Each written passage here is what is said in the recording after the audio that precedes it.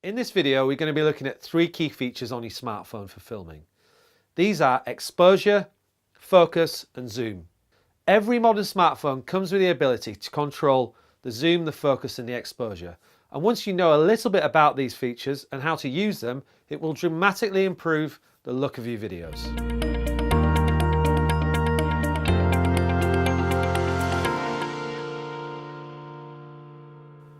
So for this web series, I'm using an iPhone 7 Plus, but most smartphones work the same when it comes to exposure, zoom, and focus. Exposure simply refers to the amount of light coming through your camera lens. In low light situations, you will need more light, and in light situations, you will need less. Your phone will do this automatically for you, but sometimes it might be useful to control it yourself. You can change the exposure by pressing on the screen until you see the AF lock graphic, which is accompanied by a small sun graphic. You can then move up to let more light in and move it down to let in less. Remember, don't expose too high as you'll get a blown out picture, which will lose all the detail. You want to make sure that you can see all the detail on the screen. So have a go at controlling your exposure manually. It will make a huge difference to your images. So the next feature we're going to look at is focus. Most modern smartphones do a pretty good job of autofocusing themselves. This is when your camera will look onto a subject or object and focus on it, sharpening the detail so it's not blurry. Sometimes all you need is the autofocus on your phone to get good images, but the same as exposure, it's always good to know how to manually control it yourself. Now to set your focus manually, tap on the subject you want to get into sharp focus and hold down to activate the AF lock graphic.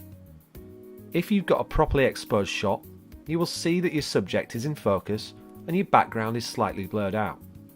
To get this type of shot, you will need to have your subject fairly close to the camera. Once you have learned how to manually control your focus, you can alternate between the background and your subject, each time activating the AF lock graphic. Wherever you've pressed in the screen to activate the lock graphic, the focus will stay on that area. Now the last feature we're going to look at on your smartphone is zoom. The zoom feature on most smartphones are not particularly advanced. They're just really there for purpose.